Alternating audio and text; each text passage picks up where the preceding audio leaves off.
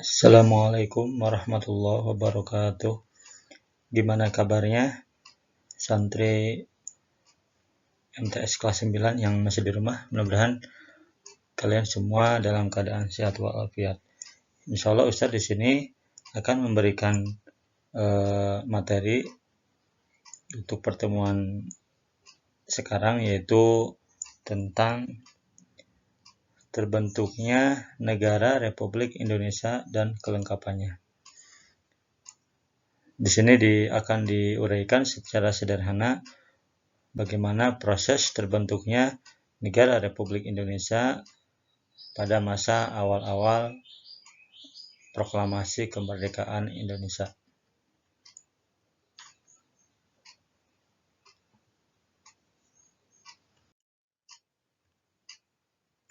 Adapun tujuan pembelajaran pada materi ini diharapkan yaitu santri dapat menjelaskan dan memahami proses terbentuknya negara Indonesia beserta kelengkapannya.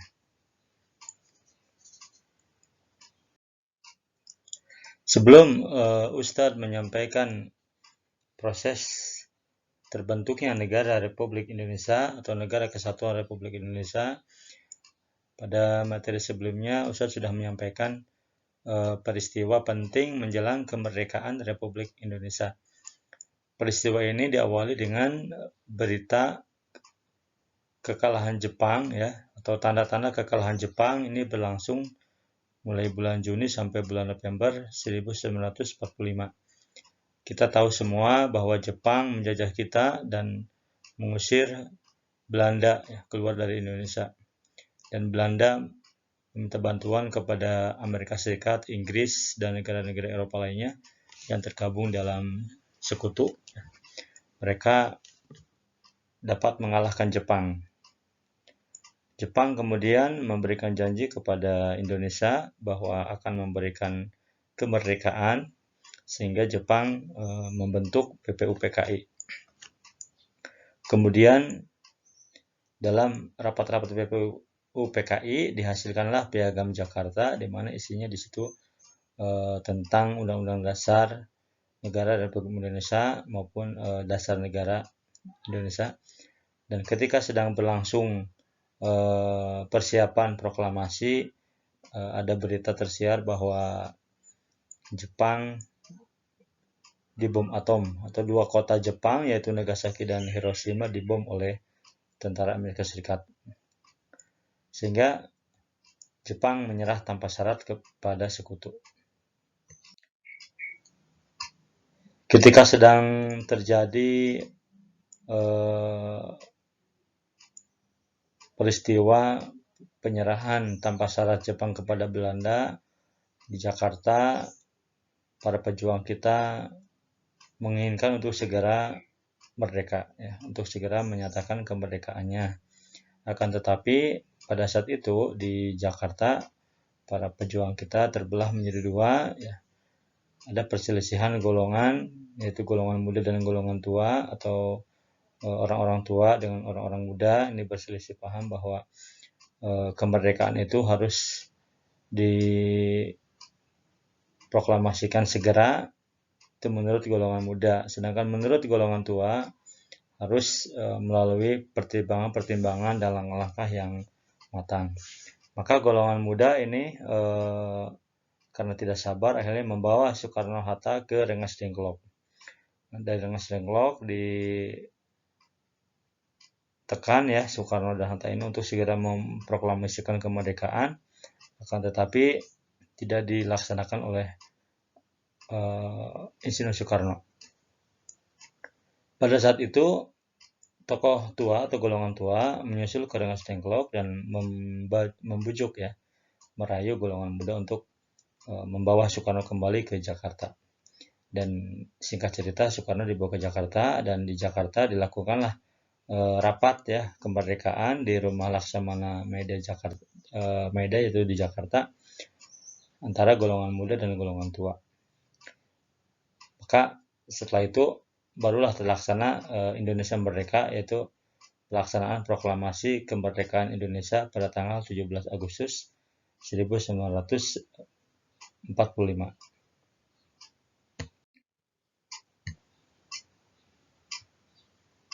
Sekarang menuju pembentukan pemerintahan Republik Indonesia atau pembentukan Negara Kesatuan Republik Indonesia. Indonesia terlepas dari belenggu penjajahan negara asing yaitu Belanda dan Jepang selepas proklamasi kemerdekaan Indonesia. Jadi setelah tanggal 17 Agustus 1945, Indonesia sudah lepas dari penjajahan Jepang ya. Nah, sejak saat itu Indonesia menjadi bangsa merdeka, bebas menentukan nasib dan mengatur diri sendiri, termasuk mengatur wilayah Indonesia.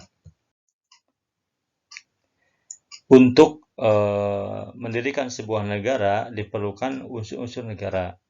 Untuk bangsa kita, bangsa Indonesia, alhamdulillah unsur-unsur negara sudah terbentuk. Apa saja unsur negara itu? Yang pertama bahwa suatu negara harus memiliki wilayah. Yang kedua harus adanya rakyat atau penduduk. Dan yang ketiga harus memiliki pemerintahan sendiri. Ini 3 unsur ini harus sudah ada sebelum pembentukan negara. Dan alhamdulillah Indonesia saat itu sudah memiliki wilayah, kemudian adanya penduduk atau bangsa, kemudian adanya pemerintah yang siap mengatur negara itu.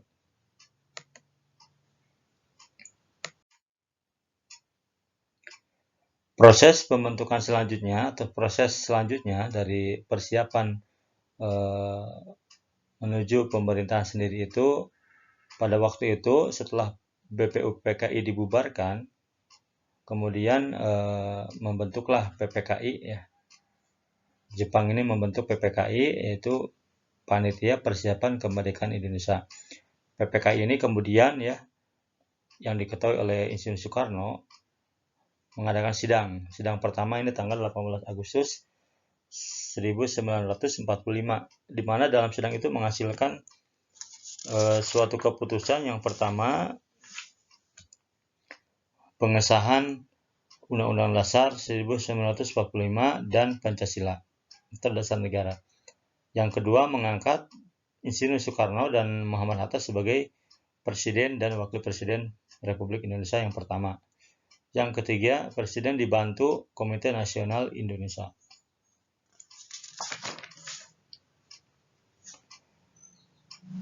Kemudian, satu hari kemudian, tanggal 19 Agustus 1945, PPKI kembali mengadakan sidang.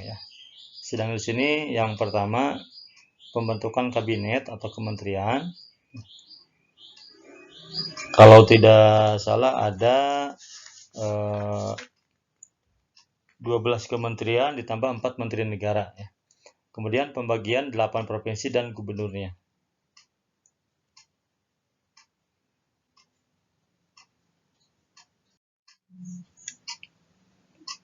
Delapan provinsi pada awal pembentukan NKRI itu yang pertama ada Provinsi Sumatera, Provinsi Jawa Barat, Provinsi Jawa Tengah, yang keempat Provinsi Jawa Timur, yang kelima Sunda Kecil atau kalau sekarang Bali, Nusa Tenggara Barat dan Nusa Tenggara Timur, yang keenam Maluku, yang ketujuh Sulawesi, yang kedelapan Kalimantan.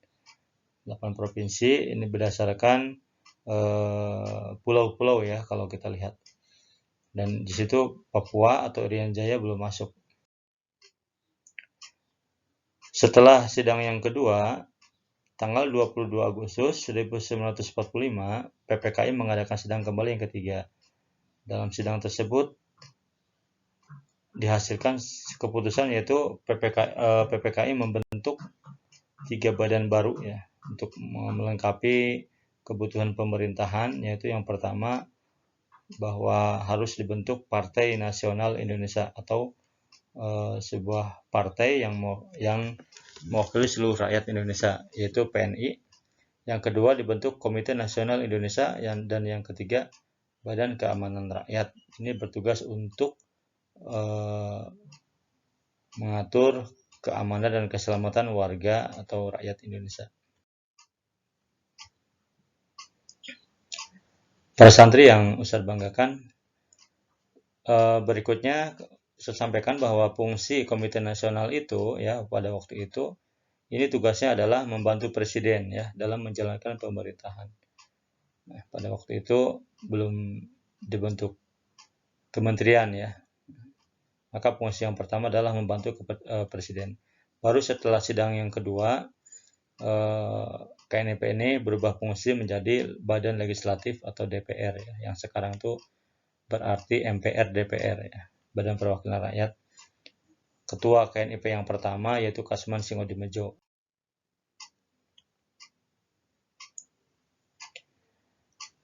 Untuk melengkapi negara atau kelengkapan pemerintahan di sidang yang ketiga bahwa pemerintahan pusat atau PPKI ya ini membentuk sebuah Badan Keamanan Rakyat atau BKR. Lahirnya BKR ini merupakan Badan Keamanan Rakyat, ini dibentuk tanggal 23 Agustus 1945. BKR ini diketuai oleh atau dikomandani oleh Aruji Kartawinata. Ini pahlawan nasional ya, orang Jawa Barat, bertugas untuk memelihara keselamatan masyarakat. Yang tergabung dalam BKR adalah para bekas anggota PETA, para pejuang PETA, kemudian Heiho, Senendan, Kebodan atau tentara-tentara Indonesia yang direkrut oleh Jepang ya, kemudian ada polisi ya.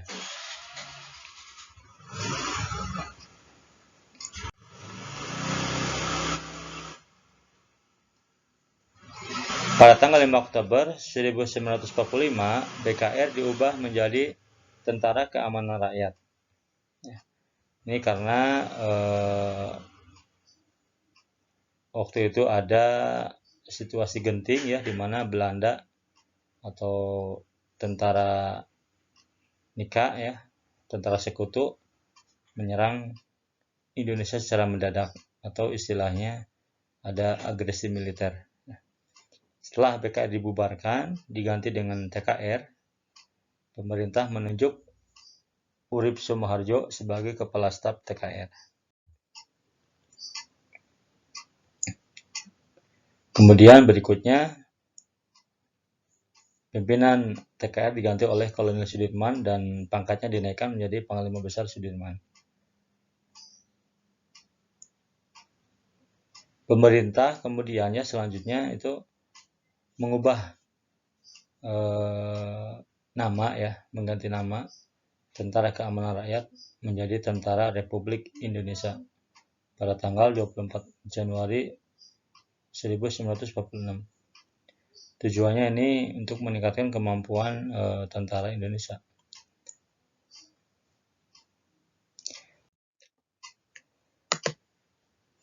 Dalam TRI itu terdiri dari Angkatan Darat, Angkatan Laut, dan Angkatan Udara. Kemudian pada tanggal 1 Juli 1946, pemerintah membentuk Kepolisian Negara Republik Indonesia yang dikenal dengan Polri. Jadi Polri lahir pada tanggal 1 Juli 1946. Tugas Polri, kita semua tahu bahwa polisi memiliki tugas untuk menjaga keamanan dan ketertiban masyarakat. Ya. Kemudian pemerintah ya, karena memiliki pertimbangan bahwa TRI masih belum memenuhi syarat sebagai Badan Ketenteraan Nasional, maka pemerintah mengubah ya nama TRI menjadi TNI. Ini pada tanggal 3 Juni 1947. Jadi TRI berubah menjadi TNI. Kemudian tahun 1949 TNI berubah menjadi ABRI. Dan pada tahun 1999, yaitu pada awal-awal reformasi, ABRI berubah menjadi TNI dan Polri. Nah, jadi TNI dan Polri dipisahkan dari kesatuan ya, dari organisasi diri sendiri. Nah, berikut adalah bagaimana proses perubahan BKR ya, atau Badan keamanan rakyat menjadi TNI. Diawali dengan serangan mendadak dari sekutu dan Nika ya, atau tentara Belanda ya. Situasi menjadi gawat.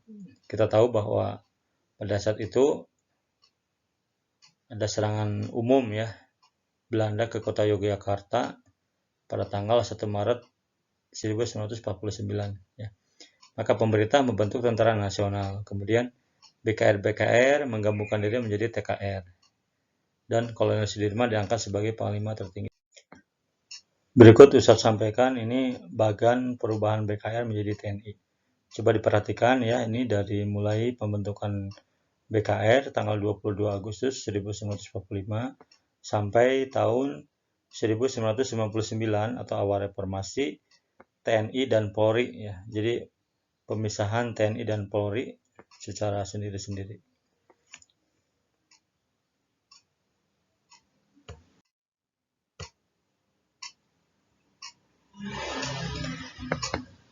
Nah, setelah pembentukan alat-alat kelengkapan negara, maka selanjutnya pemerintah yang ada membentukkan dukungan dari masyarakat atau rakyat Indonesia secara keseluruhan.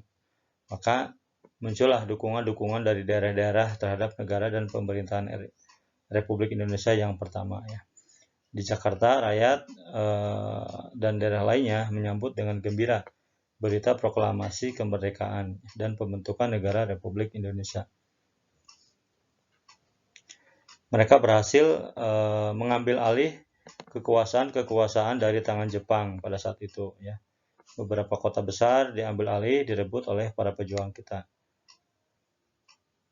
Di daerah-daerah kemudian mereka membentuk pemerintahan daerah ya, terlepas dari kekuasaan Jepang. Kota-kota besar di Indonesia menyatakan dukungan ke pemerintah pusat di Jakarta. Bahkan ya di Jakarta rakyat berkumpul di lapangan Ikada. Sekarang menjadi lapangan Monas ya, untuk menyatakan dukungan dan kepercayaan kepada Soekarno dan pemerintah Indonesia.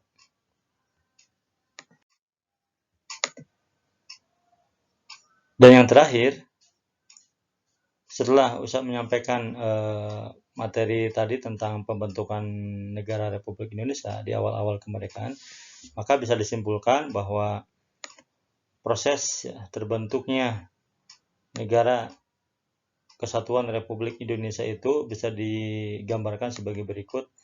Yang pertama diawali proklamasi kemerdekaan tanggal 17 Agustus 1945. Yang kedua, penyusunan dasar negara atau Pancasila. Lahirlah Pancasila ya, tapi sebelumnya prosesnya itu melalui rapat-rapat BPUPKI, muncul Piagam Jakarta, kemudian muncullah Pancasila. Yang ketiga, pemilihan presiden dan wakil presiden Republik Indonesia yang pertama. Dan kita tahu bahwa presiden dan wakil presiden yang pertama adalah Insinyur Soekarno dan Muhammad Hatta, Dr. Andes Muhammad Hatta. Kemudian penyusunan Undang-Undang Dasar 1945.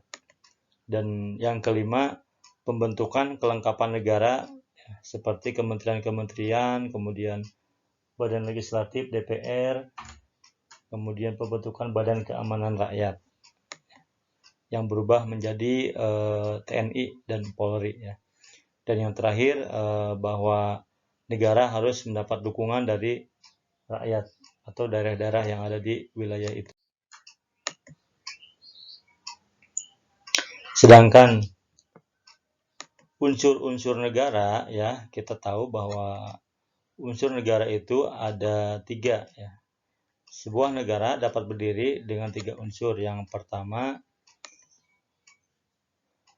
bahwa negara itu harus mempunyai wilayah yang berdaulat atau wilayah yang berdiri sendiri. Yang kedua, memiliki penduduk atau rakyat. Dan yang ketiga, bahwa negara tersebut harus memiliki pemerintahan sendiri. Itulah beberapa unsur negara ya, yang harus ada ya sebelum negara itu terbentuk.